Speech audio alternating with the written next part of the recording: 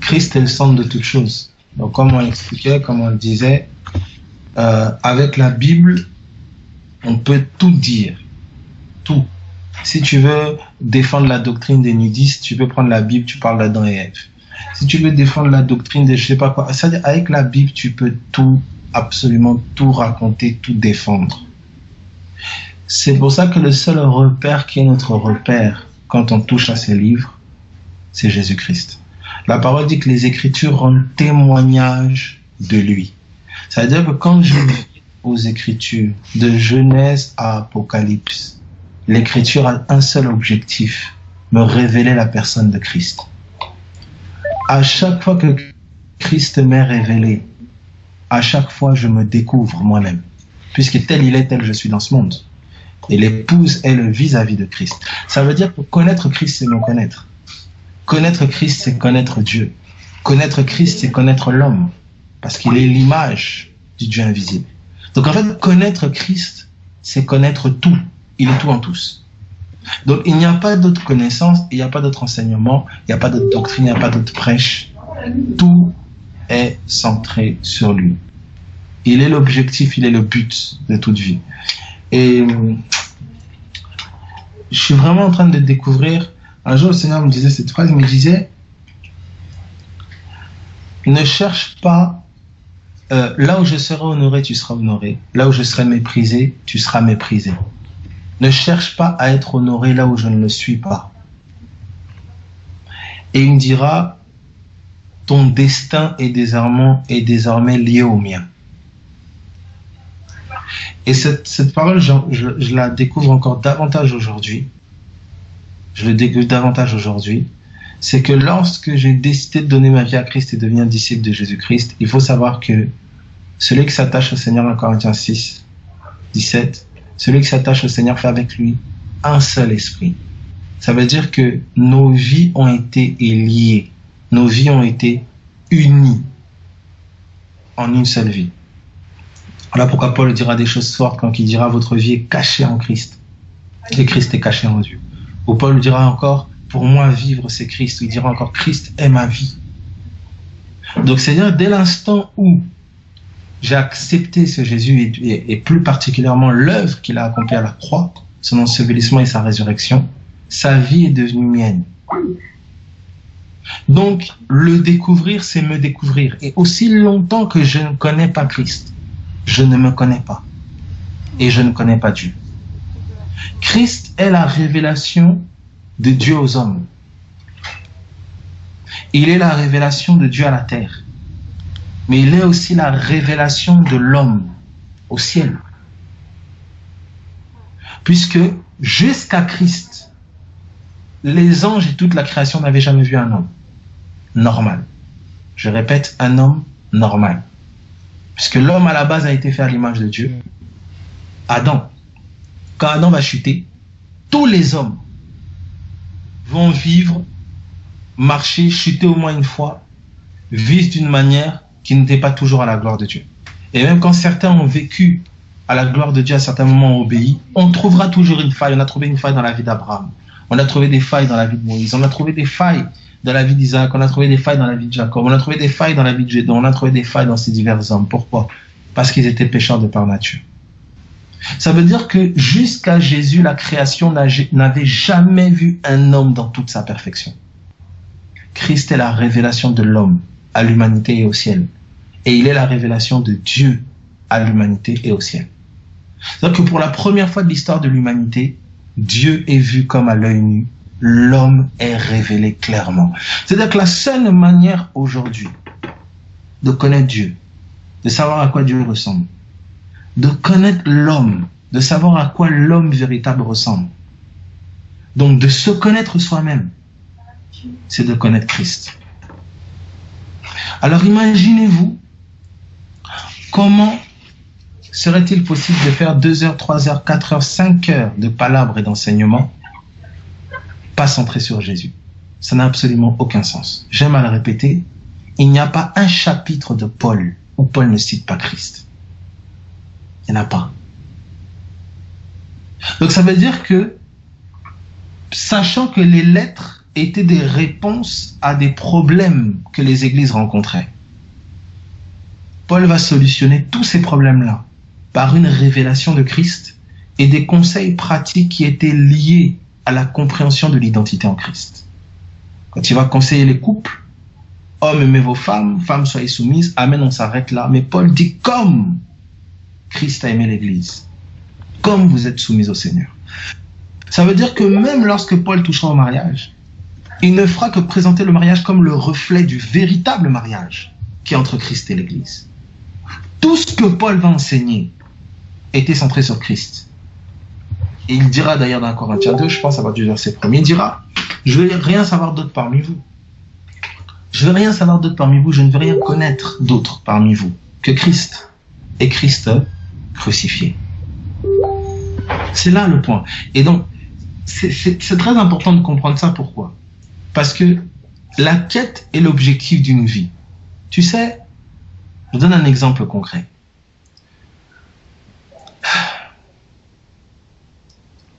Une femme qui accouche, elle a des douleurs terribles d'enfantement. Elle a des douleurs, il semblerait que les hommes ne pourraient pas supporter si on leur infligeait la même chose. Des douleurs horribles, contractions qui s'intensifient, le ventre qui gonfle, le visage un masque se met sur le visage, le dos fait mal, la charge du ventre est lourde, la démarche change, les goûts alimentaires changent. C'est terrible. Mais pourquoi toutes ces choses ont du sens? Parce que c'est une grossesse, parce qu'une vie est en train de prendre forme dans la personne. Alors soudain, toutes ces... Abel, désolé de te couper, c'est possible que tu... Ou Mathieu, t'as enregistré ou au pire ce qui s'est passé, il y a... Ce qui s'est dit, on va dire, sur... Ça va. Ouais, Élie, c'est bon, c'est bon. Ok, ça va. Je parlais d'une femme enceinte, je disais, une femme enceinte a un ventre qui gonfle, a des douleurs terribles qui s'intensifient au fil des mois, elle a des douleurs au dos, elle a des goûts, ses goûts alimentaires changent,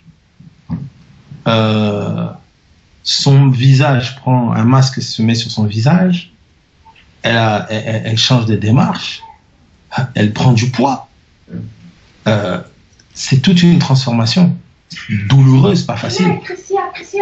Mais pourquoi cette transformation est tolérée? Parce que la femme sait qu'elle est en train de mettre au monde. Parce que la femme sait que c'est le chemin naturel pour quelqu'un qui met au monde. Si je prends une même femme lambda, sans lui expliquer qu'il y a un bébé dans son ventre, je prends tous les symptômes d'une femme enceinte et je lui inflige, sans qu'elle sache qu'elle est enceinte. Elle va souffrir, elle va se lamenter. Pourquoi mon ventre gonfle? Pourquoi j'ai mal au dos? Pourquoi mon visage a changé? Pourquoi, je sais pas, ma poitrine change? Pourquoi j'ai mal quand je marche? Pourquoi, etc. En 2 minutes, c'est une vie insupportable, c'est une vie horrible pour une personne qui ignore qu'elle est enceinte. Donc, qu'est-ce que je veux dire par là? En fonction de l'objectif, la manière de supporter certaines épreuves n'est pas la même. C'est pas la même. Une femme qui sait qu'elle est enceinte est sur le point de mettre au monde, et une femme qui ignore ce qui se passe dans son ventre, vous infligez les mêmes symptômes aux deux. Elles ne le supporteront pas de la même manière. Parce que l'une sait que ces douleurs sont en train de l'amener à enfanter et amener la vie. L'autre l'ignore. Lorsque l'objectif de ta vie est de connaître Christ, les souffrances et les épreuves que tu vis, tu ne les vivras pas de la même manière. Parce que dans chaque épreuve, dans chaque situation, tu auras un objectif primaire. Celui de connaître Christ et de lui ressembler davantage. Celui de produire la vie du Christ ressuscité. Alors Paul pouvait dire que ce soit dans la disette ou que ce soit dans l'abondance, que Christ soit glorifié.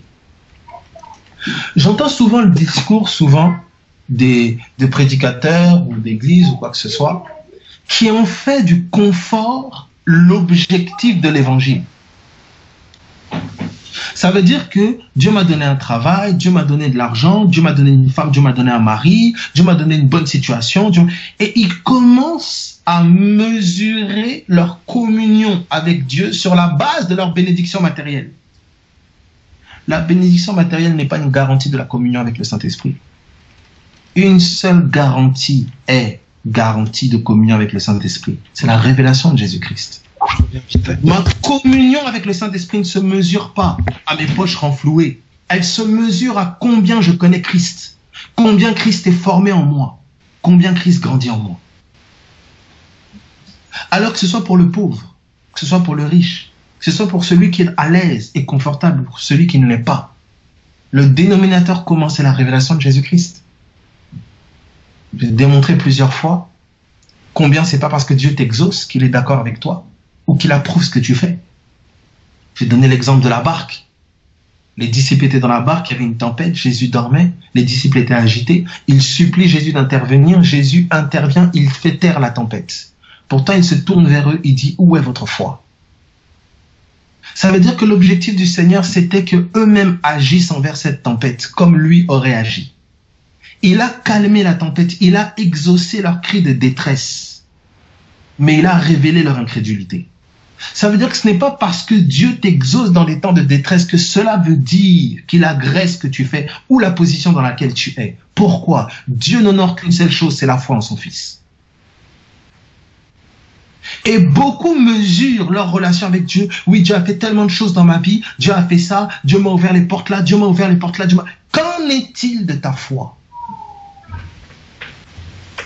Qu'en est-il de ta foi? Les cris et les lamentations des disciples à Jésus pour qu'il calme la tempête étaient le témoignage de leur incrédulité.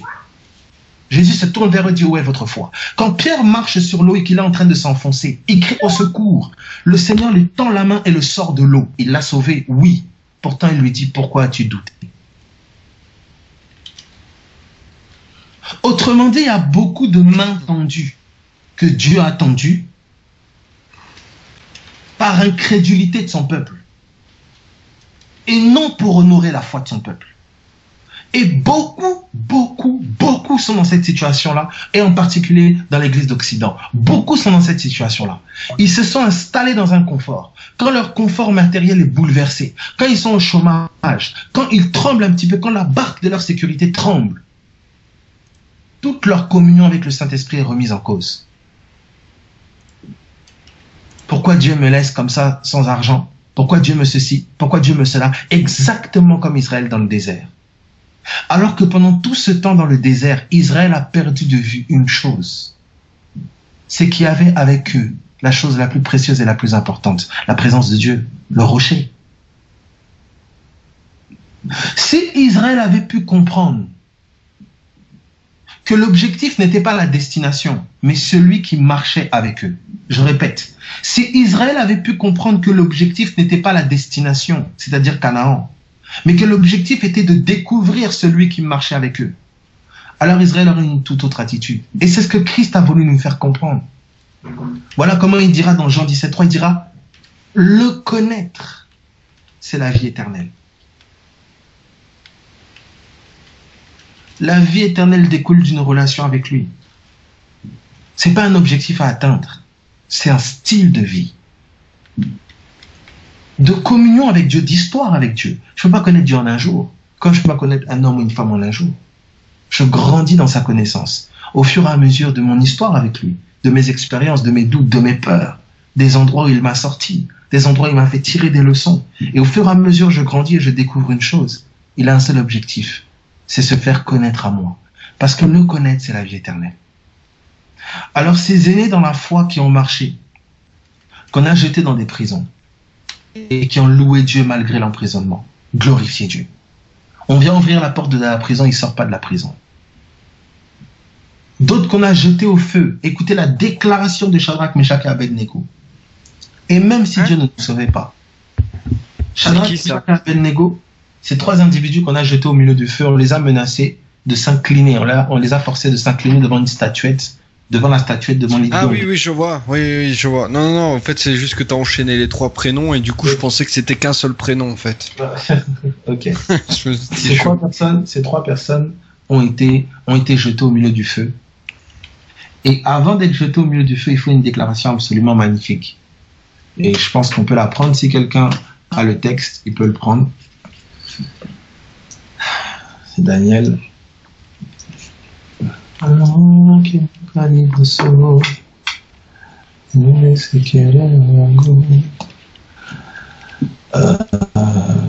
Tac, tac, tac.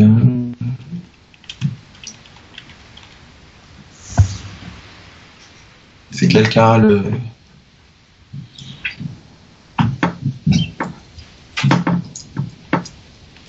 Alors...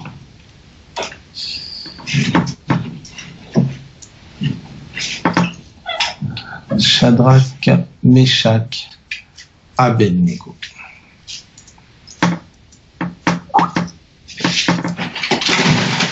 Alors, mon ami Daniel. Voilà, donc c'est Daniel chapitre 3. Daniel chapitre 3. C'est vraiment merveilleux pour qu'il dit le chant devient tournant. Voilà, Shadrach, Meshach, Rupert. Voilà. Alors, au revoir.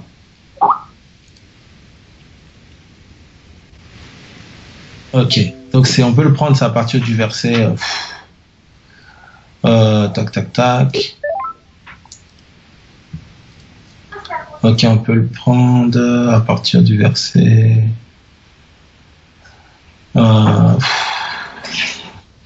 Voilà, on peut le prendre à partir du verset 1er. Est-ce que ça va pour tout le monde?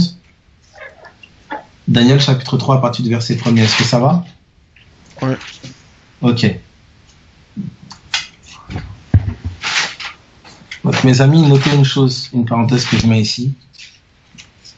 Quoi que tu traverses, quelle que soit la situation que tu vis, la première chose sur laquelle tu dois veiller, c'est ton cœur.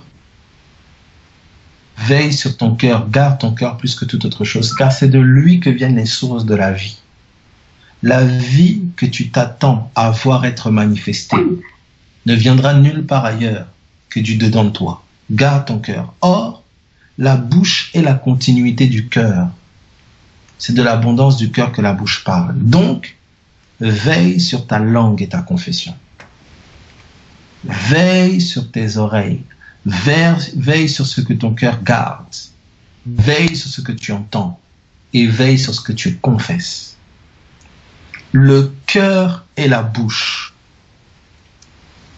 sont indispensables dans la réalité spirituelle. La mort et la vie sont au pouvoir de la langue.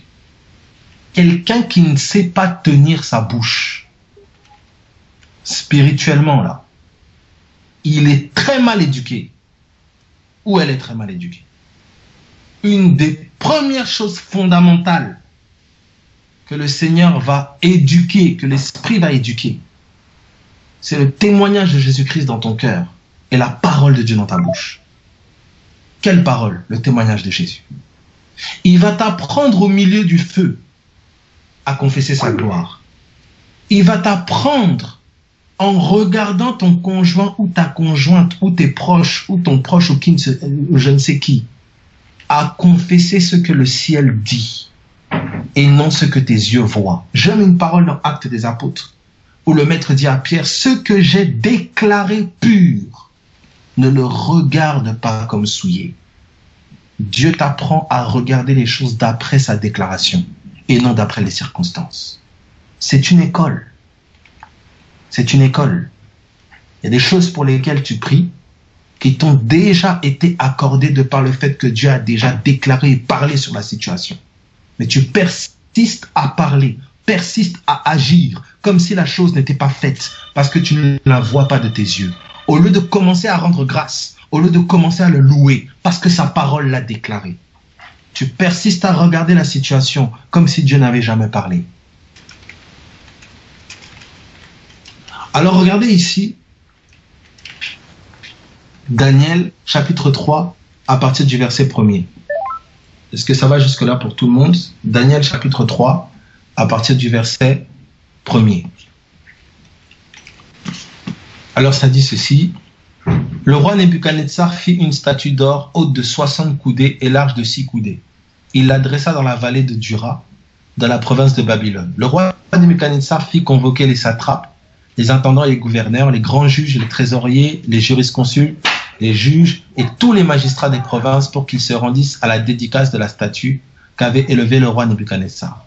Alors les satrapes, les intendants, les gouverneurs, les grands juges, les trésoriers, dont les jurisconsultes, les juges et tous les magistrats des provinces s'assemblèrent pour la dédicace de la statue qu'avait élevée le roi Nebuchadnezzar. Ils se placèrent devant la statue qu'avait élevée Nebuchadnezzar. Un héros cria à haute voix. Voici ce qu'on vous ordonne, peuple, nation, hommes de toute langue. Au moment où vous entendrez le son de la trompette, du chalumeau, de la guitare, de la sambuc, du psalterion, de la cornemuse et de toutes sortes d'instruments de musique, vous vous prosternerez et vous adorerez la statue d'or qu'a élevée le roi Nebuchadnezzar. Quiconque ne se prosternera pas et n'adorera pas sera jeté à l'instant même au milieu d'une fournaise ardente. D'accord ? C'est pourquoi au moment où tous les peuples entendirent le son de la trompette, du chalumeau, de la guitare, de la sambuc, du psalterion et de toutes sortes d'instruments de musique, tous les peuples, les nations, les hommes de toute langue, vous entendez? On vous dit tous les peuples, les nations, les hommes de toute langue. Vous voyez comme le langage biblique. Or, mes amis, je ne crois pas qu'il y avait des Australiens là. Je ne crois pas que l'Amérique du Sud avait déjà été découvert. Vous voyez? Donc l'Amérique avait déjà été découverte avec Christophe Colomb puisque c'est 1400, je ne sais pas combien. Vous voyez? Donc c'est un langage. C'est pour dire en fait que tous les habitants du territoire habité, tous les habitants de la région en fait, tous les peuples qui étaient là de différentes nations, etc., de la région. Vous voyez, tous les peuples, les nations, les hommes de toute langue, donc dans la région, se prosternèrent et adorèrent la statue d'or qu'avait élevée le roi Nebuchadnezzar. À cette occasion, et dans le même temps, quelques Chaldéens s'approchèrent et accusèrent les Juifs. Ils prirent la parole et dirent au roi Nebuchadnezzar, « Ô roi, viens éternellement. Tu as donné un ordre d'après lequel tous ceux qui entendraient le son de la trompette, du chalumeau, de la guitare, de la sambuc, du psalterion, de la cornemuse et de toutes sortes d'instruments devraient se prosterner et adorer la statue d'or. Et d'après lequel quiconque ne se prosternerait pas et n'adorerait pas serait jeté au milieu d'une fournaise ardente. Or, il y a des Juifs à qui tu as remis l'intendance de la province de Babylone, donc la gestion de la province de Babylone, Shadrach, Meshach et Abed-Nego, hommes qui ne tiennent aucun compte de toi, ô roi. Ils ne servent pas tes dieux et ils n'adorent point la statue d'or que tu as élevée. Alors Nebuchadnezzar, irrité et furieux, donna l'ordre qu'on amena Shadrach, Meshach et Abed-Nego, et ces hommes furent amenés devant le roi. Nebuchadnezzar prit la parole et leur dit, « Est-ce de propos délibérés, Shadrach, Meshach et Abed-Nego, que vous ne servez pas mes dieux et que vous n'adorez pas la statue d'or que j'ai élevée? Maintenant, tenez-vous prêts, et au moment où vous entendrez le son de la trompette, du chalumeau, de la guitare, de la sambuc, du psalterion, de la cornemuse et de toutes sortes d'instruments, vous vous prosternerez et vous adorez la statue que j'ai faite. Si vous ne l'adorez pas, vous serez jeté à l'instant même au milieu d'une fournaise ardente. Et quel est le Dieu qui vous délivrera de ma main? » Vous entendez l'orgueil et l'audace de Nebuchadnezzar? Shadrach, Meshach et Abed-Nego répliquèrent au roi Nebuchadnezzar. Écoutez la réplique. Nous n'avons pas besoin de te répondre là-dessus. Voici, notre Dieu que nous servons peut nous délivrer de la fournaise ardente. Et il nous délivrera de ta main, ô roi. Sinon, sache, ô roi, que nous ne servirons pas tes dieux et que nous n'adorerons pas la statue d'or que tu as élevée. Sur quoi Nebuchadnezzar fut rempli de fureur et il changea de visage en tournant ses regards contre Shadrach, Meshach et Abed-Nego. Il reprit la parole et ordonna de chauffer la fournaise, écoutez, 7 fois plus qu'il ne convenait de la chauffer. À cause de la position que tu vas prendre pour Christ, à cause du refus de servir parfois des idoles d'or, servir l'argent, servir multitude de choses, cela te coûtera parfois d'être dans des épreuves 7 fois pires que celles de ton voisin. Cela te conduira parfois à être dans des situations 7 fois pires que celles de ton voisin. Mais écoute très attentivement, c'est un texte que j'ai mis tout à l'heure qui dit ceci. La situation la plus dramatique par le Saint-Esprit peut devenir la situation la plus glorieuse de ta vie. Amen.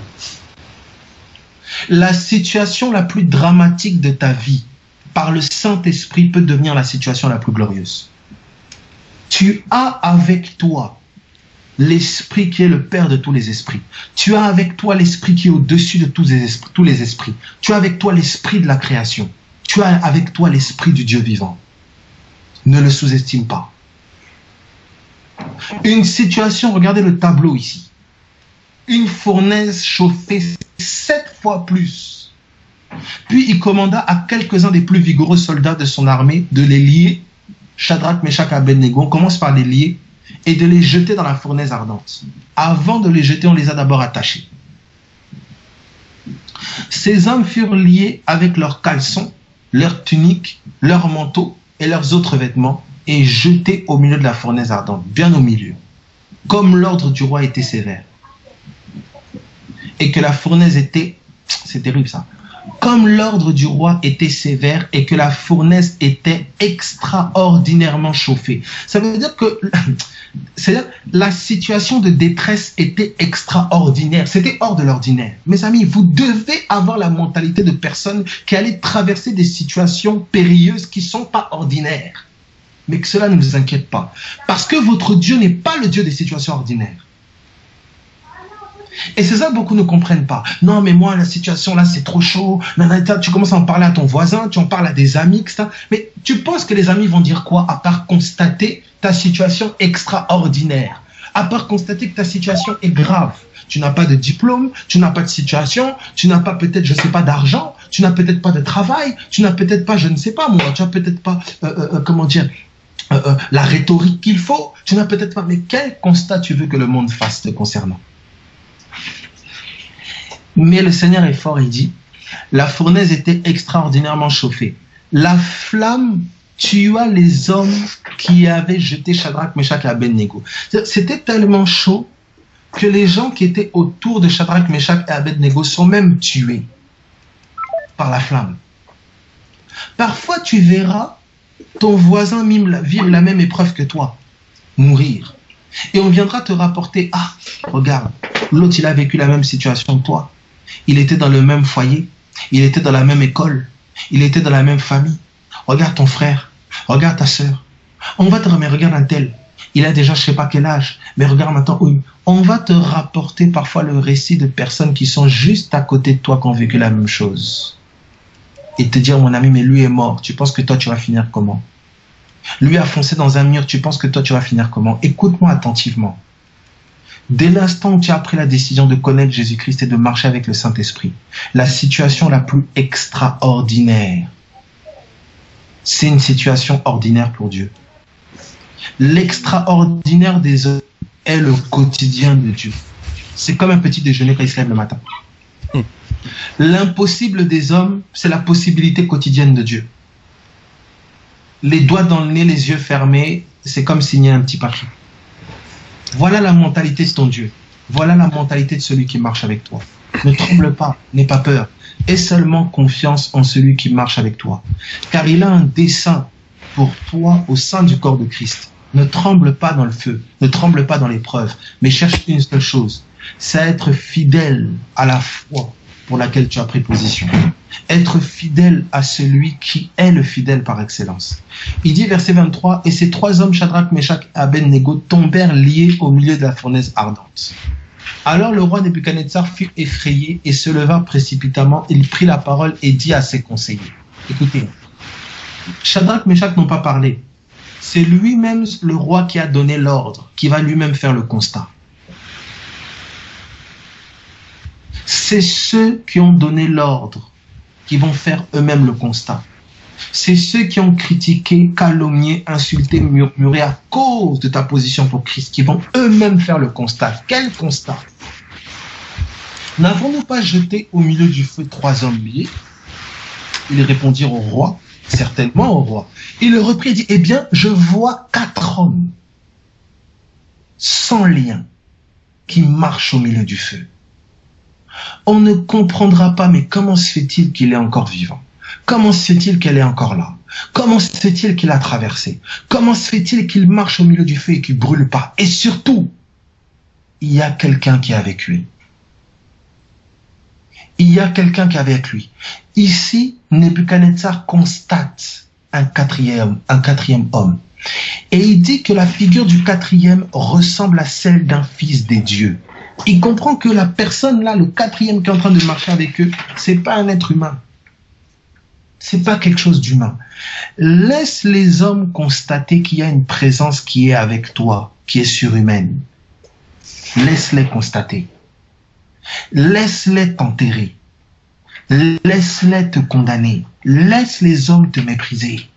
Souris même. Parce qu'ils feront le constat de la puissance de la résurrection. Ils feront le constat du Dieu qui marche au milieu du feu. Ils feront le constat du Dieu qui réveille les morts. Ils feront le constat du Dieu qui guérit les malades. Ils feront le constat du Jésus qui est Seigneur. C'est pour ça, cherche une seule chose. Connaître Christ. Révéler Christ. N'en veux à personne. Aime tout le monde, mais prends toujours position pour ton Jésus. Regardez le verset 27. Les satrapes, les intendants, les gouverneurs et les conseillers du roi s'assemblèrent. Ils virent que le feu n'avait eu aucun pouvoir sur le corps de ces hommes.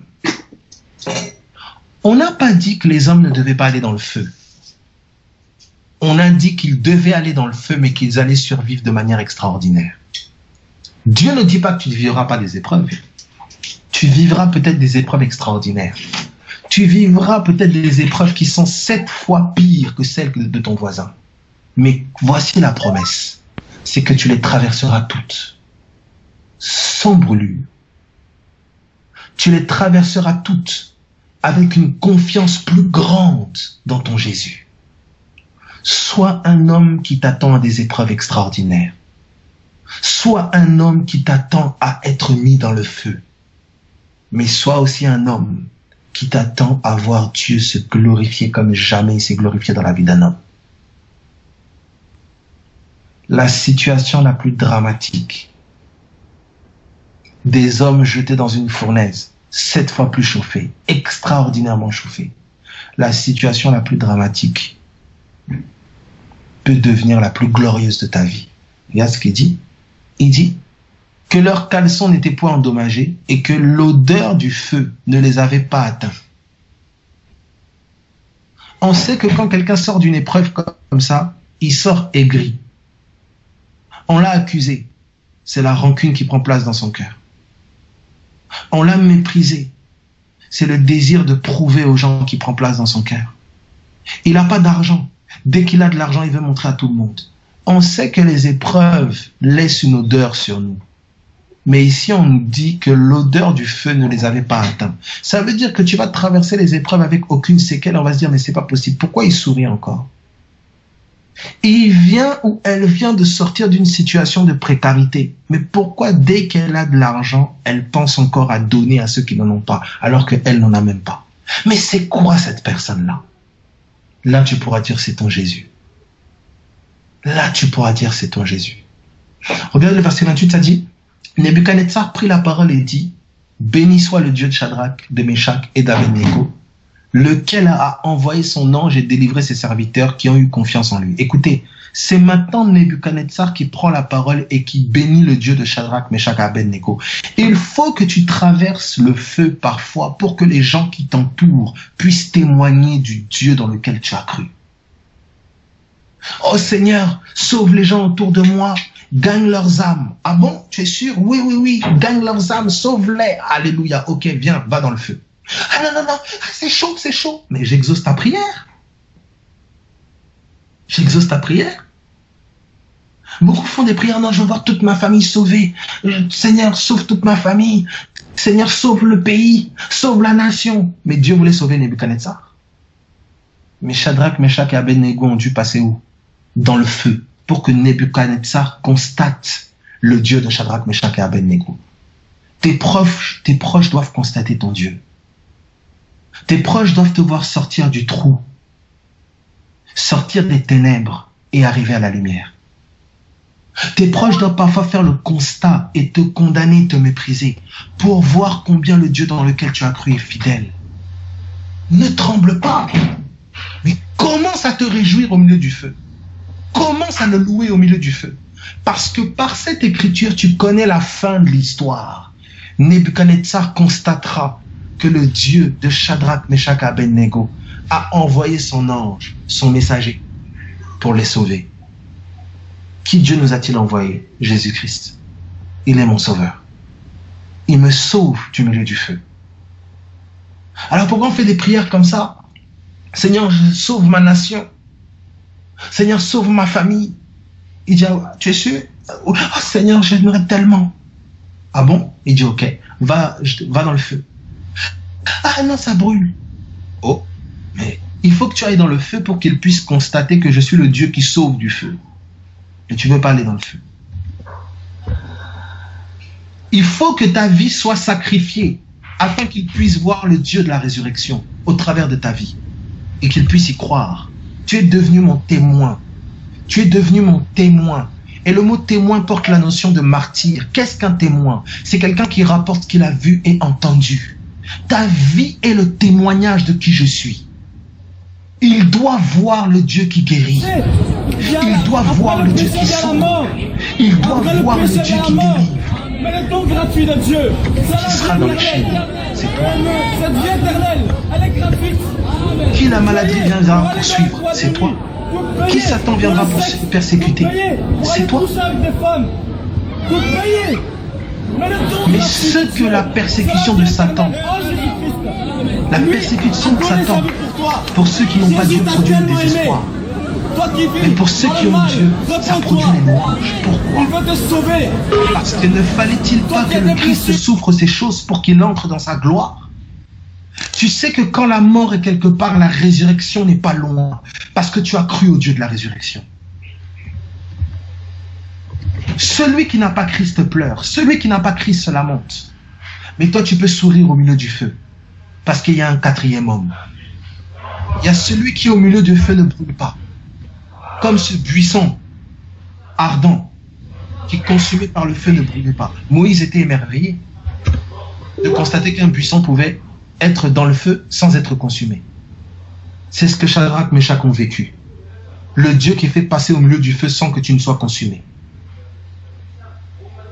Il faut que tu traverses et vives certaines choses pour que les gens qui t'entourent constatent la puissance du Dieu dans lequel tu as cru. La fiabilité du Dieu dans lequel tu as cru. Dieu veut le salut des nations. Et pour le salut des nations, il faut que des vies soient semées en terre. Il faut que des vies soient sacrifiées.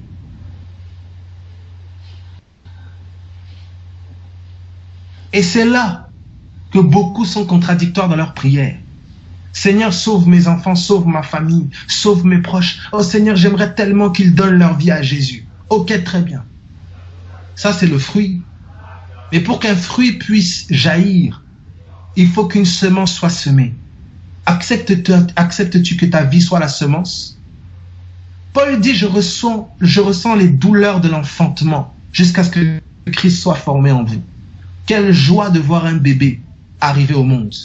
Mais si je vois un bébé quelque part qui crie, qui pleure et qui est en bonne santé, je peux en déduire naturellement que quelque part il y a eu une mère qui a souffert les douleurs de l'enfantement, qui a failli peut-être mourir pour mettre cet enfant au monde. Quelle est cette gloire qui n'est pas précédée par la souffrance? Quelle est cette joie qui n'est pas précédée par la tristesse? Voici la croix. Il y a la mort, il y a la résurrection. Il y a la couronne de gloire, il y a la couronne d'épines. Change ton regard. Change ta mentalité. La situation que tu perçois comme une couronne d'épines n'est rien d'autre qu'une couronne de gloire. Les coups et les blessures que tu perçois comme du mépris, que tu perçois comme douleur et souffrance, réjouis-toi parce que demain, ce sera des décorations de guerre. C'est pour ça qu'au milieu du feu, c'est pour ça qu'au milieu de l'épreuve, Le peuple de Dieu peut chanter des louanges. C'est pour ça qu'en pleine prison, battu à mort et attaché, Paul, avec Barnabas, pouvait commencer à louer Dieu. Pourquoi louer? Pourquoi le remercier alors que tu es attaché, tu es battu, tu es en prison? Paul avait compris quelque chose. Que la liberté ne se trouvait pas hors des barreaux de la prison, mais qu'au milieu de la prison, il pouvait connaître la liberté. La liberté est une personne, c'est Christ. Ayant Christ, il était même libre en prison. Puisses-tu réaliser que ta délivrance n'est pas de sortir de cette situation, premièrement, non. Ta délivrance est une personne. Christ a été fait pour nous, rédemption. 1 Corinthiens 1:30. Que tes yeux s'ouvrent. Paul dit, je prie que Dieu vous donne un esprit de sagesse et de révélation afin que vous puissiez voir briller. Là où tu penses que c'est quand telle personne changera, c'est quand telle situation changera, que là tu seras en paix. Tu n'as pas compris que tu avais déjà la paix, que la paix est une personne, que la paix est ce Jésus qui habite en toi. Lorsque tu vas commencer à le louer parce qu'il est ta paix et non parce que la circonstance change. Écoute, c'est qu'une question de temps pour que la situation s'aligne. Voici la foi. Elle appelle les choses qui ne sont pas comme elles étaient déjà. Elle considère Christ au-dessus de toute situation. Elle dort au milieu de la tempête. Voici la foi. Elle se repose alors que les circonstances témoignent du contraire de ce que Dieu a dit.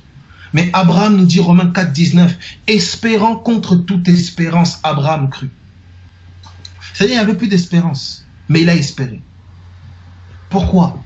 Parce que la parole produit l'espérance dans ton cœur. Nous ne regardons pas aux choses visibles, mais aux invisibles. Pourquoi? Parce que les choses visibles sont passagères, mais les choses invisibles sont éternelles. Qu'est-ce qui te rend témoignage des choses invisibles? La parole de Dieu, en Jésus-Christ. Change ton regard, change ta mentalité. Tourne tes regards vers Jésus, qui est l'auteur et le consommateur de la foi. Ta mentalité doit changer. La perception que tu as de toi, la perception que tu as des gens, la perception que tu as de la situation. Tu dois apprendre à regarder, écouter, parler en Jésus-Christ. Voir en Christ, entendre en Christ, parler en Christ, marcher en Christ, vivre en Christ. Alors là, regardez la suite, les amis du passage ici. Il fait le constat. Ensuite, Nebuchadnezzar s'approcha de l'entrée de la fournaise ardente, dans le verset 26, et prenant la parole et dit, Shadrach, Meshach et Abednego, serviteurs du Dieu suprême, sortez et venez. Et Shadrach, Meshach et Abednego sortirent du milieu du feu. Les satrapes, les intendants, les gouverneurs, les conseillers du roi s'assemblèrent.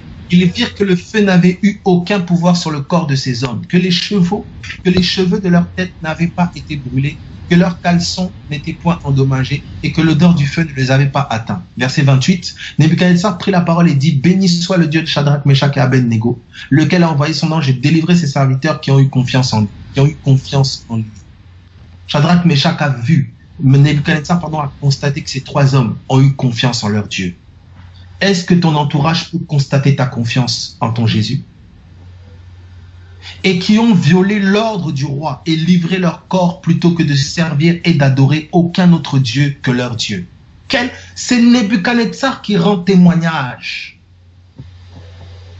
Que ces hommes ont refusé de se prosterner et s'incliner devant autre chose que leur Dieu. Est-ce que ton entourage rend ces témoignages-là? Ou est-ce qu'ils t'ont vu t'incliner devant l'argent dans les temps de détresse?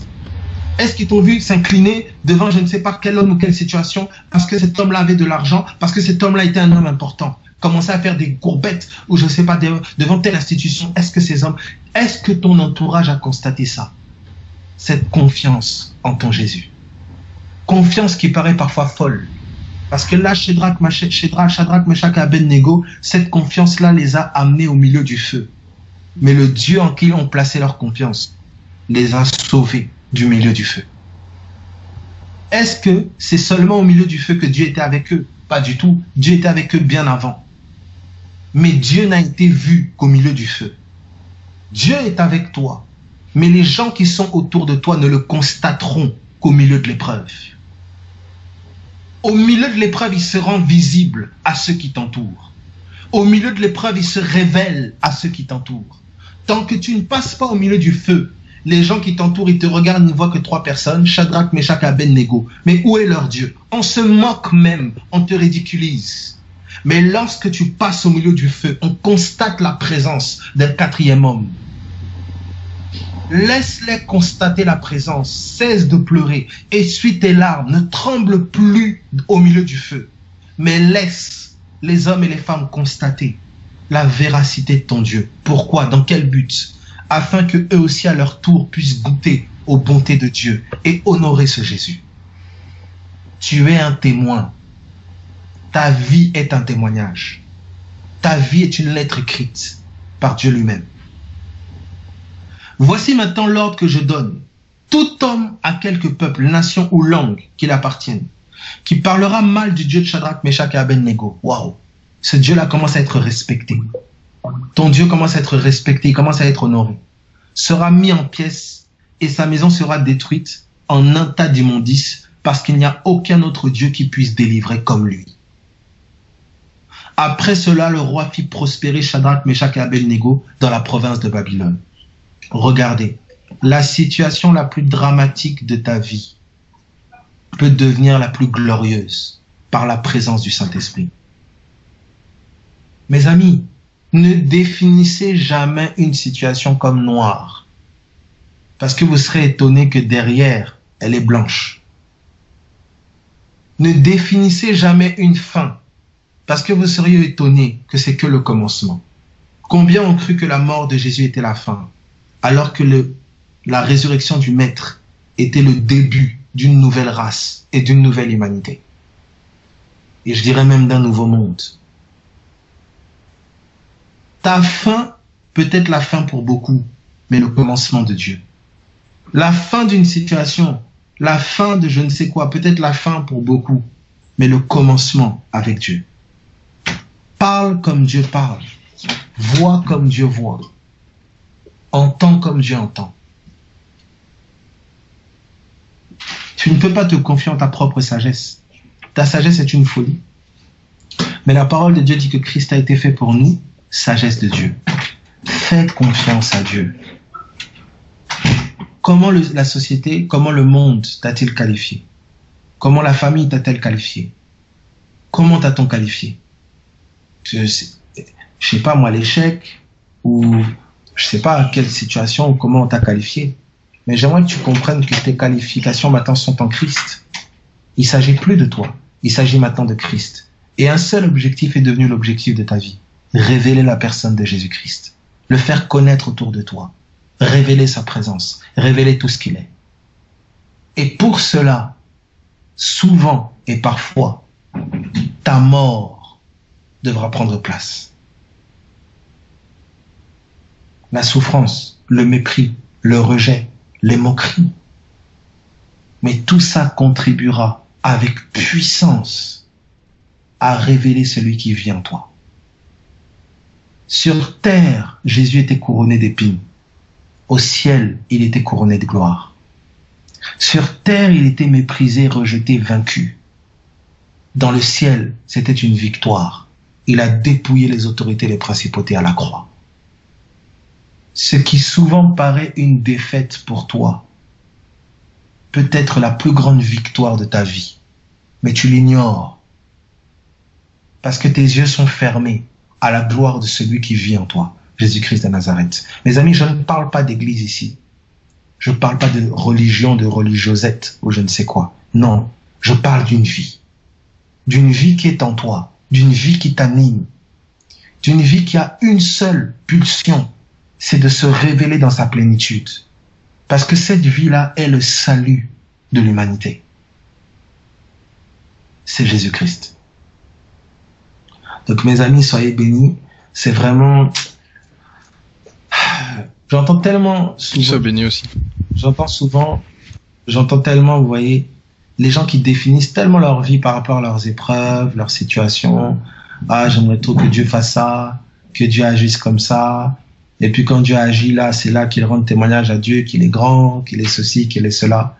Et en fait, c'est vraiment plus la situation justement est noire en fait. L'endroit où tu grandis le plus, c'est dans l'épreuve. L'endroit où tu mûris le plus, c'est dans l'épreuve. L'endroit où tu bâtis une relation solide avec lui, c'est dans l'épreuve. Parce que l'épreuve, ta chair n'y prend pas plaisir. Et c'est là que ton esprit est bâti. C'est là que ta confiance en lui est bâtie. C'est facile de lui faire confiance quand tu vois que tout va bien. Mais ta confiance, ta foi en lui mûrit et s'affermit lorsque tu ne vois pas, lorsque les choses ne tournent pas comme tu les avais prévues, lorsque les choses dépassent ta compréhension, lorsque tu ne comprends pas, que tu ne comprends rien. C'est là que tu lui dis, Seigneur, ma tête me dépasse, mais mon cœur a confiance en toi. Je ne sais pas comment tu vas faire pour cet enfant, je ne sais pas comment tu vas faire pour ce proche, je ne sais pas comment tu vas t'y prendre avec lui ou avec elle. Mais Seigneur, j'ai confiance en toi. Là, ton discours change. Ce qui était supplication devient action de grâce. Ce qui était plainte devient louange. Parce que ta perception a changé. Soyez transformés par le renouvellement de l'intelligence, afin de discerner la volonté de Dieu. Lorsque ton intelligence est renouvelée, tu commences à discerner ce que Dieu veut. Et quand tu discernes ce que Dieu veut, ce qui est bon, agréable et parfait, tu dis waouh, c'est des louanges et des actions de grâce qui montent. Voyez? Et c'est ça qu'Israël n'avait pas compris. Israël a passé son temps dans le désert à regarder à la gravité des situations, au lieu de regarder à la grandeur de son Dieu. Et aux portes de Canaan, au moment d'entrer à Canaan, vous avez 12 espions. 10 font le constat des géants. Ils sont forts, ils sont géants. Oui, ok, c'est bien. Mais 2 font le constat de la promesse et disent, Dieu nous a donné le pays. Il y avait 2 constats. Un ont constaté les géants et un autre a constaté la grandeur de Dieu et sa promesse. Qui sont rentrés dans le pays et ont osé rentrer dans le pays? Ceux qui avaient constaté la promesse de Dieu et sa grandeur. Si tu n'apprends pas à considérer la parole au-delà des circonstances, il y a des pas que tu ne feras pas. Et c'est pas que Dieu ne te donne pas. Dieu avait donné le pays. Mais c'est ta mentalité qui t'empêche de prendre possession de ce qui est déjà à toi en Jésus-Christ. Vous voyez, j'entends souvent beaucoup dire, oui, le temps de Dieu, quand ça viendra. Mes amis, si Israël a fait 40 ans, c'est pas parce que Dieu l'a voulu. C'était un chemin de quelques jours. C'est parce que leur mentalité les a retardés dans le désert. Il fallait la repentance. Ne pense pas une seule seconde que Dieu prend plaisir à telle situation où Satan secoue, où Satan s'amuse. Non. Mais c'est la mentalité du Fils et le règne du Fils en toi qui va te sortir de la situation. Car le Fils est la délivrance. Et tant que tu ne te repens pas, il dit, j'avais dit, vous êtes des dieux. Psaume 82, verset 6. J'avais dit, vous êtes de Dieu. Cependant, vous périrez comme des hommes. Est-ce que c'est parce que Dieu l'a voulu? Pas du tout. Mais c'est parce que toi, qui es fils de Dieu, tu persistes à penser, réfléchir, raisonner, agir comme un esclave. Israël était sorti d'Égypte esclave, mais il devait rentrer en Israël guerrier. Et le désert était l'endroit où il devait apprendre à passer de la mentalité d'esclave à la mentalité de soldat en Christ, fondé sur le rocher, fondé sur la promesse, fondé sur Dieu. Qu'est-ce qu'Israël va continuer à persister? Moindre épreuve, on veut rentrer en Égypte, on veut rentrer en Égypte. La mentalité d'esclave les rattrapait. La parole de Dieu dit, qu'est-ce qu'elle dit? Elle dit, il nous a sauvés de la vaine manière de vivre héritée de nos pères. Tu as hérité dans ton âme d'une manière de vivre, d'une mentalité, d'une culture, d'une tradition qui s'est enracinée dans ton âme. Et Dieu t'en sort comme il a sorti Israël d'Égypte. Cependant, lorsque l'âme n'est pas renouvelée, elle retourne aux anciens réflexes. Ta bouche qui est censée bénir, quand tu te mets en colère, tu dis n'importe quoi. Alors que la situation attendait que tu proclames la vie. Cette personne attendait que tu proclames sur elle le changement. Tu insultes. Tu décrètes des choses complètement maudites sur la personne. et puis tu dis à Dieu, j'aimerais que ça change. Mais ne sais-tu pas que le changement est dans ta bouche? La vie et la mort sont au pouvoir de la langue. Et parce que tu persistes à garder la vaine manière de vivre héritée de tes pères, alors que tu es mort à cette vie-là, tu es morte à cette vie-là, tu vas croire que les choses tardent, alors que c'est toi qui les fais tarder. En Jésus-Christ, tu as été béni de toute bénédiction spirituelle dans les lieux célestes. C'est déjà là. Les gens pensent que Dieu nous donne encore plus. Vous avez tout pleinement en Jésus-Christ. Dieu ne te donne pas plus. Il t'ouvre les yeux sur ce que tu as déjà en Jésus-Christ. Et c'est là, mes amis.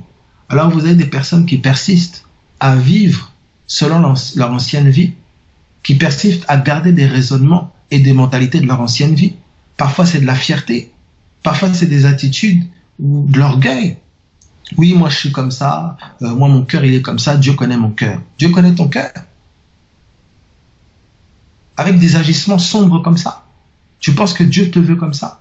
Et tu ne sais pas que par cette attitude, tu t'emprisonnes toi-même. Tu te prives toi-même de ce que Dieu t'a donné. On te dit repens-toi, adopte la mentalité de Christ. Oh non, je ne peux pas pardonner, c'est impardonnable. Ah bon? C'est impardonnable. On ne te demande pas de pardonner parce que ça fait du bien. On ne te demande pas de pardonner parce qu'au cœur, il n'y a plus de douleur, il n'y a plus rien, pas du tout. On te demande de pardonner par la foi. On te demande de pardonner parce que tel il est, tel tu es. Il ne s'agit plus de toi maintenant, il s'agit de Jésus-Christ.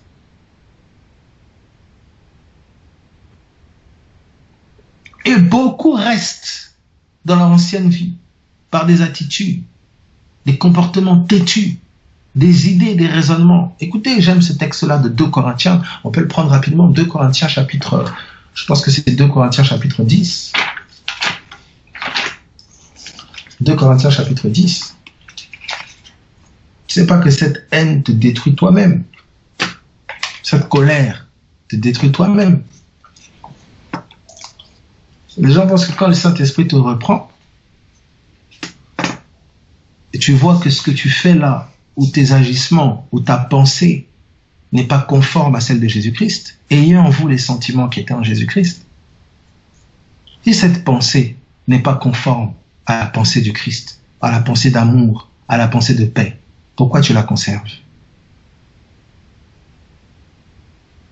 Oh non, je ne peux pas faire autrement, c'est pas vrai. Tu peux dire je n'en veux plus. Et là, la puissance du Saint-Esprit rentre en scène pour t'en libérer. Mais toi, tu dois dire oui et amen. Tu dois accepter que penser comme ça, voir comme ça, tu dois te repentir. Ça veut dire quoi? Changer ta mentalité. Accepter que cette manière de penser n'est pas la pensée de Christ. Accepter que cette manière de parler n'est pas la parole de Christ. Accepter que cette manière d'agir ne sont pas les agissements de Christ. Quoi que ça me coûte de m'humilier, d'être ridiculisé, d'être traité je ne sais quoi, d'avoir l'impression que je passe pour un stupide, oui. 2 Corinthiens chapitre 10 à partir du verset 3, il est dit: si en effet nous vivons dans la réalité humaine, nous ne combattons pas de façon purement humaine. En effet, les armes avec lesquelles nous combattons ne sont pas humaines, mais elles sont puissantes, grâce à Dieu, pour renverser des forteresses. Paul nous révèle ici par ce texte qu'il y a un combat.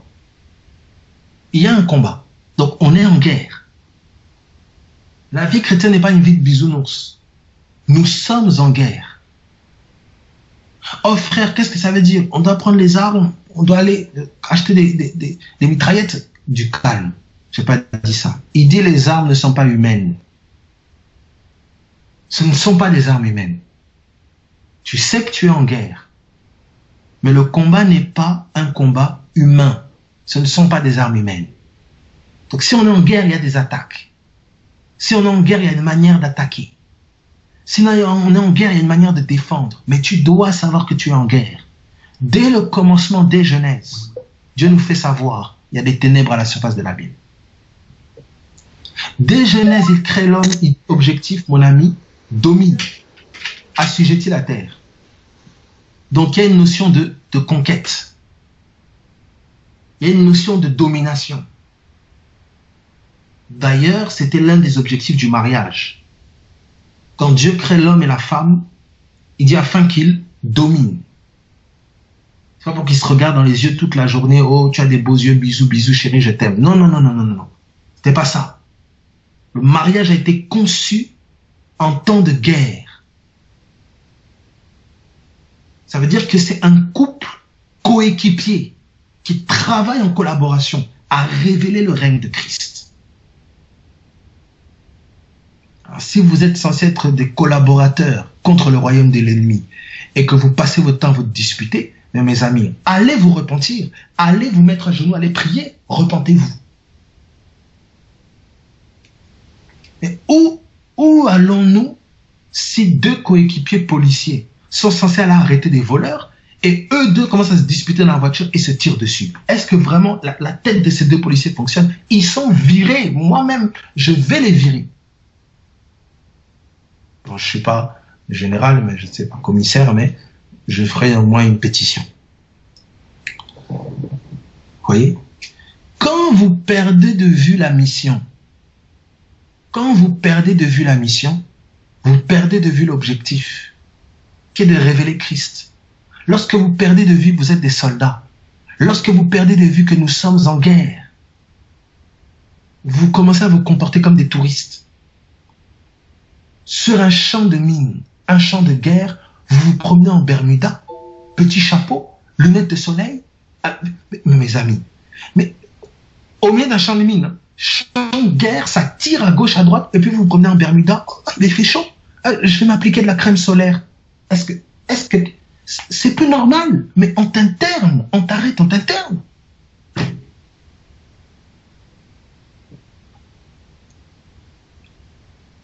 Et puis quand on te dit, oh, sors ton arme, tu sors un pique-nique. Voilà. Voilà une situation aussi, beaucoup de frères et sœurs. Seigneur Dieu, aide-nous à sortir des vraies armes dans des pique-niques.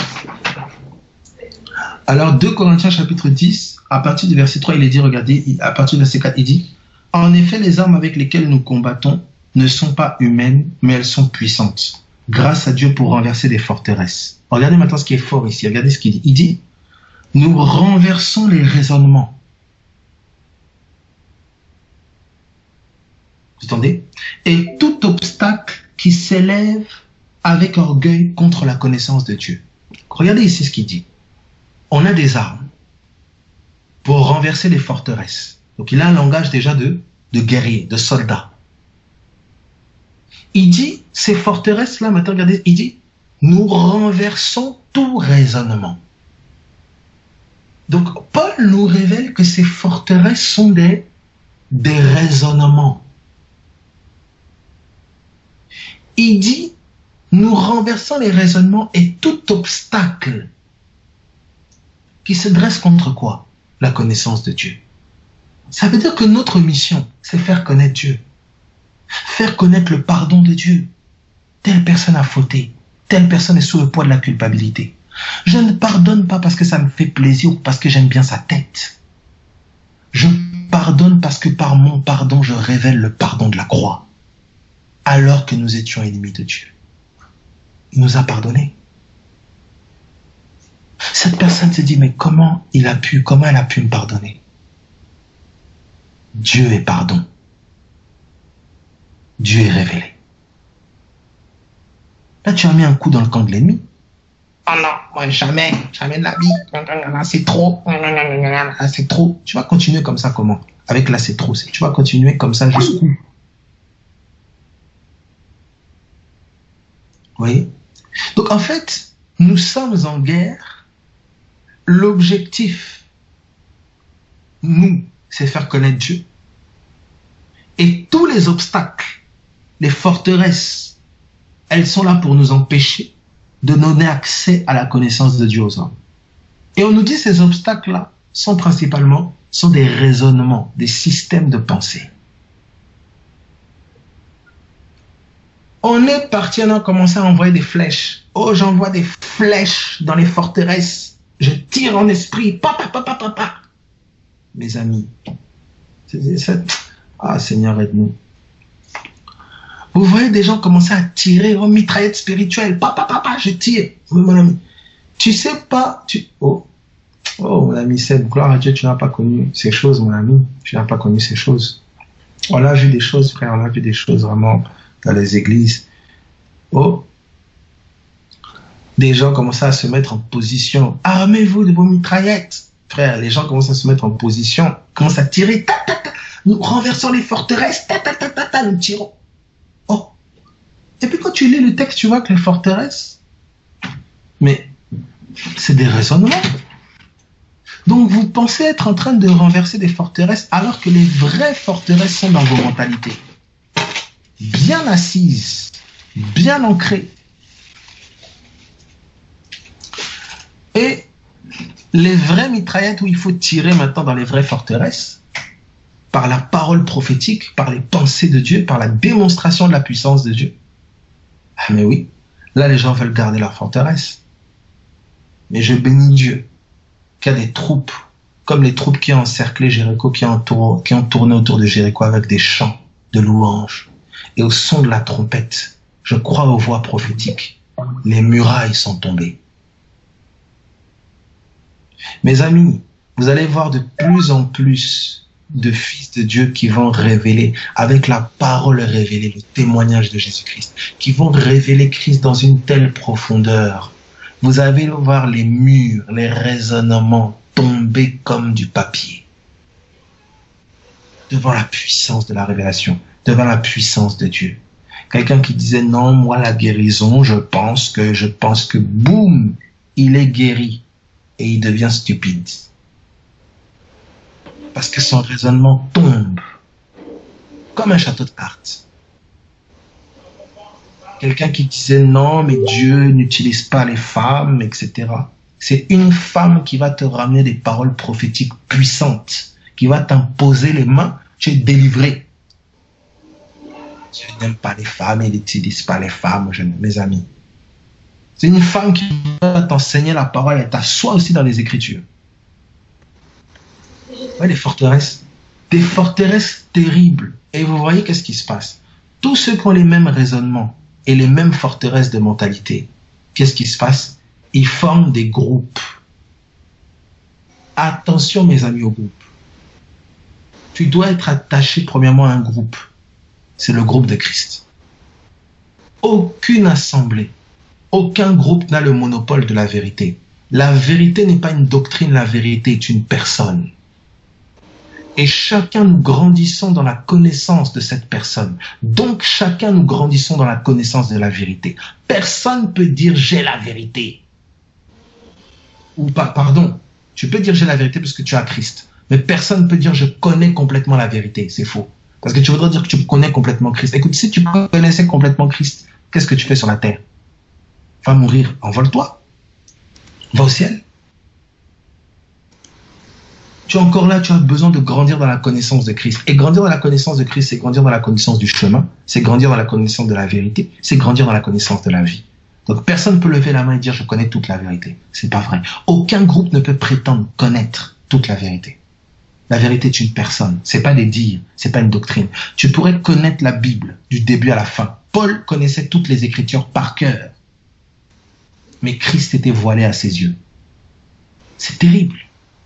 Connaître la Bible, connaître les versets n'est pas la garantie que tu connais la vérité. La vérité est une personne. Tu peux connaître tous les versets, mais ne jamais avoir rencontré la vérité. Attention à ça, mes amis. Voilà, c'est par pure humilité et dans la grâce la plus totale que nous pouvons prétendre d'une quelconque manière connaître un petit peu ce Jésus et grandir en lui. C'est par pure grâce. Et vous devez avoir cette mentalité. Vous devez entretenir ça en vous. Honorez les chrétiens que vous rencontrerez. Ne dénigrez pas ni un groupe, ni une église, ni des pasteurs. Ne faites pas ça.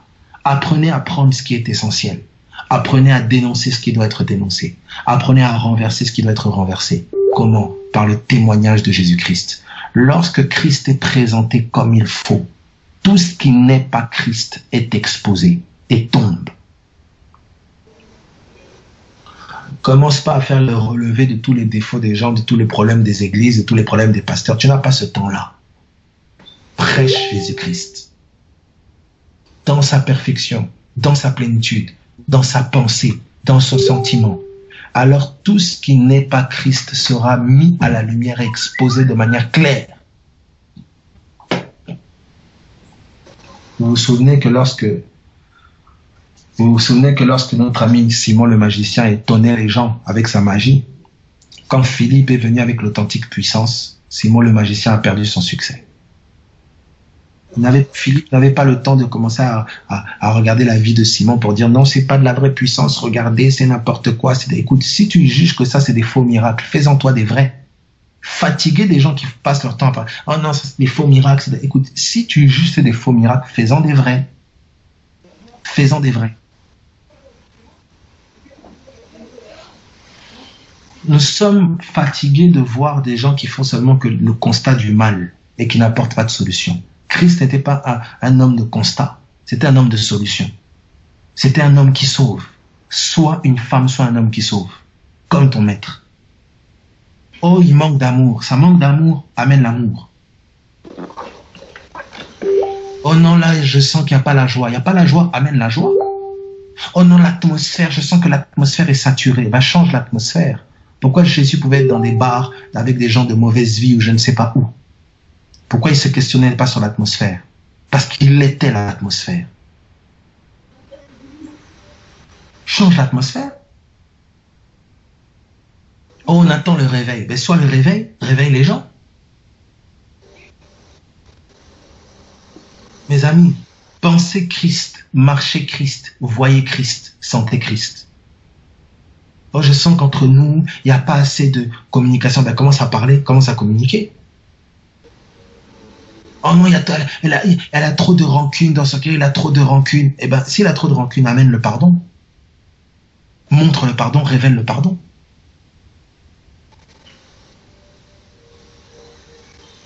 Jésus n'était pas quelqu'un qui faisait le constat du manque. Il amenait la plénitude. 5000 personnes qui n'ont pas mangé. Vous avez vu Jésus commencer à s'asseoir et faire des bilans. Il est allé avec les 5 pains et les 2 poissons. Que 5 pains et 2 poissons. Jamais il n'a demandé à Dieu de multiplier le pain. Jamais. Regardez, il n'a fait aucune prière pour demander à multiplier. Et il a commencé à remercier avec les 5 pains et les 2 poissons. Au lieu de te plaindre de ce que tu n'as pas, commence à rendre grâce de ce que tu as et va avec. Tu verras comment le ciel, derrière ce que tu as, le dupliquera et comblera le manque. Passe ton temps à constater ce que tu n'as pas, passe ton temps à constater le manque des gens, les faiblesses des gens. Ce n'est pas la mentalité de Christ. Glorifie Dieu pour le peu. Oh, il est bourré de défauts, mais quelles sont ses qualités? Ah, c'est quelqu'un de déterminé. C'est quelqu'un, quand il a quelque chose dans la tête, il fonce. Amen. Prends ça, mets la parole.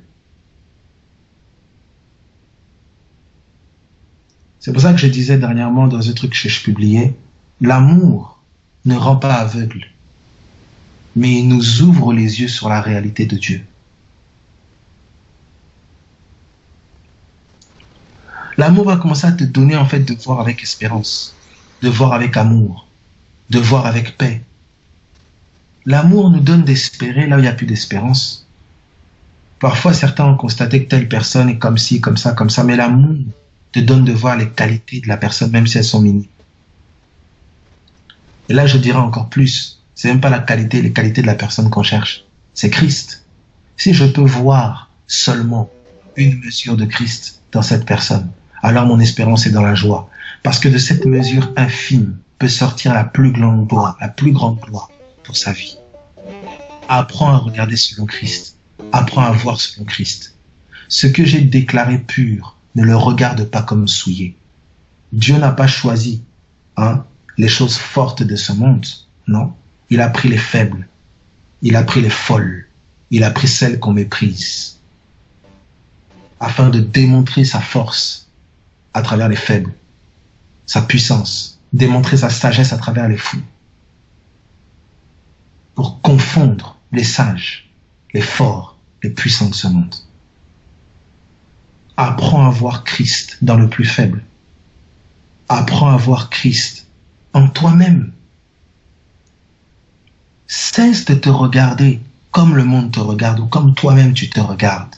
Mais regarde dans le miroir de la parole de Dieu. À chaque fois que tu fermes la parole de Dieu, tu tournes la tête au véritable miroir. Comment sans miroir peux-tu savoir à quoi tu ressembles? Mais si tu ne sais pas à quoi tu ressembles, on va commencer à t'attribuer des identités, on va commencer à t'attribuer des critiques, des défauts, des je ne sais pas quoi. Et tu vas les croire, et tu vas les accepter, et tu vas adhérer pour commencer à agir selon ces choses-là. Regarde dans le miroir de la parole. Regarde à qui tu ressembles. Regarde le véritable miroir, c'est Jésus. Tu n'es pas ce genre d'homme, ce genre de femme. Oh non, mais j'ai encore fait ça, j'ai encore fait comme ça. Et alors, ne regarde pas ce que tu fais premièrement. Regarde à qui tu es en Jésus-Christ. Que ta mentalité change, que ton regard change. Mais pour cela, c'est qu'en communion avec le Saint-Esprit et permettant à la parole de Dieu d'agir en toi. Repens-toi, repentons-nous, repentez-vous. Changez les mentalités, métanoïa en grec, changez les mentalités. Voici la repentance. Et de la repentance découle la sanctification, la consécration. Quand ton regard change sur toi, quand tes yeux s'ouvrent sur Christ, alors la consécration découle. Tu essaies de faire les efforts de te consacrer, tu sais, mon ami, et puis tu fais que faire n'importe quoi. Mais parce que ta mentalité ne change pas, tu dois te repentir.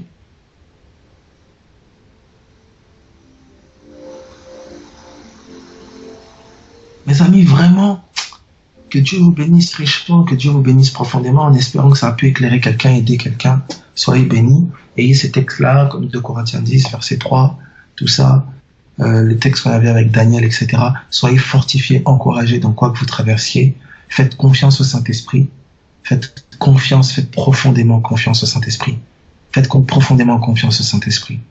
Les situations les plus noires que vous avez pu vivre, mes amis, elles ne sont plus les vôtres. Jésus-Christ a changé vos vies. Jésus-Christ a donc changé ton histoire. Arrête de te définir par rapport à ton enfance et par rapport à ton avant Jésus. Quand j'étais petit, moi j'ai vécu ça, j'ai été abusé, j'ai été ceci. C'est terminé. Cette personne a été crucifiée. Cette personne est morte. Ce n'est plus maintenant toi qui vis. C'est Christ maintenant qui a pris la place. Change ta définition, change tes paroles, change ta mentalité. Cette personne qui a été abusée, cette personne qui a été détruite, cette personne qui a été trompée est morte à la croix. Elle a été crucifiée. C'est une vie nouvelle maintenant qui t'anime. Je donne toujours cet exemple-là, je dis, quand je te demande de me raconter ta vie, tu me racontes ton histoire. Alors quand on dit que Jésus nous a donné sa vie, ça veut dire que Jésus t'a donné aussi son histoire. Quand tu lis les évangiles, c'est plus que l'histoire de Jésus que tu lis. C'est ta vie, c'est ton histoire que tu lis. À chaque fois que tu découvres Christ dans les Écritures, c'est toi qui te découvres. Parce que Christ est désormais ta vie. Ta vie est cachée en Christ. Tu peux vivre comme quelqu'un que tu n'es pas pendant toute ta vie. Parce que tu n'auras pas fait de l'objectif de ta vie connaître Jésus-Christ. Tu vas vivre comme quelqu'un que tu n'es pas. Tu vas porter les vêtements de quelqu'un des vêtements qui ne t'appartiennent pas. Tu vas agir d'une manière qui n'est pas toi. Et tu ne seras jamais en paix en toi. Parce que le vrai toi est étouffé. Parce que le vrai toi ne s'exprime pas. Le vrai toi n'est qu'en Christ. Et nulle part ailleurs. Tu ne te trouveras qu'en lui.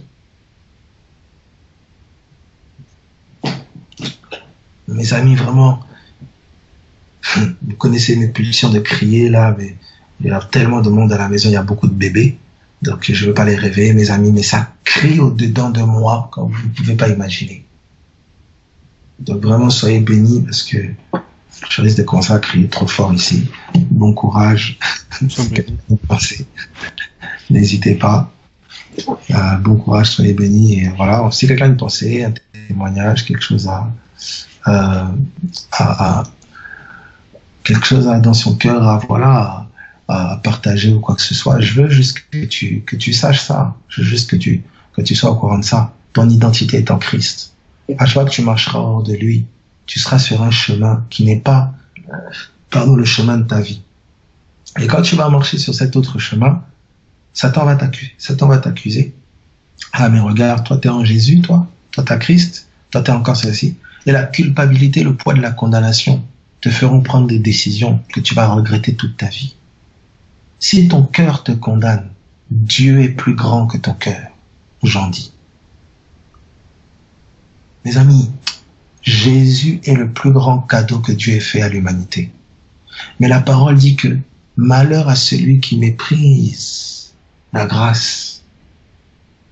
C'est un tel cadeau que notre plus grand malheur est de le mépriser. Vous savez, si l'amour existe, la haine existe forcément. Pourquoi? Parce que lorsque tu aimes quelqu'un, tu hais tout ce qui peut lui nuire.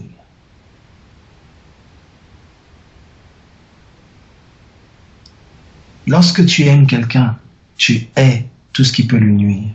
Tu hais tout ce qui peut le détruire.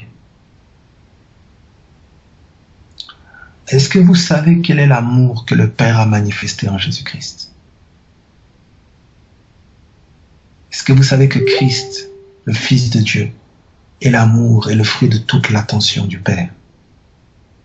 Il est dit que c'est pour lui et par lui que toutes choses ont été faites. Jésus-Christ est le plus grand cadeau que Dieu t'ait fait. Il t'a donné son cœur. Christ est le cœur de Dieu. À toi qui ne le méritais pas. Il n'y a pas une histoire ici de commencer à dire oui, je fais plus ça, je fais plus ça, je fais plus ça, je ne te parle pas de ça. Je te dis honore le cadeau qui t'a été fait. Honore le cadeau qui t'a été fait. Ne méprise pas ce cadeau. À mesure que tu sanctifieras ce cadeau, que tu le mettras à part dans ta vie, que tu l'honoreras, que tu l'élèveras comme tu peux, avec le peu que tu as, tu verras ce cadeau t'élever. Tu verras ce cadeau prendre soin de toi. Tu verras ce cadeau se révéler à toi. Que ton nom soit sanctifié. Que ton règne vienne.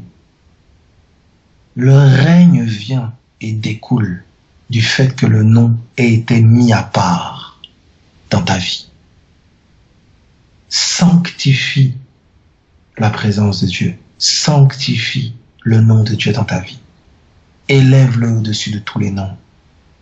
Tes amis, ton argent, je ne sais pas quoi encore, tes activités multiples. Élève Jésus et le nom de Jésus au-dessus de tout cela. Et tes yeux verront son règne.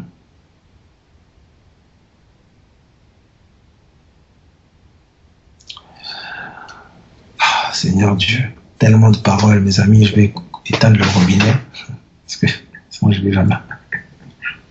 on va jamais finir. Merci Saint-Esprit. Si quelqu'un a une pensée vraiment édifiante, un témoignage, quelqu'un qui a reçu, n'hésitez pas, sentez-vous libre, une exhortation, un enseignement, n'hésitez vraiment pas. Sentez-vous libre, hein. Que Dieu vous bénisse, mes amis.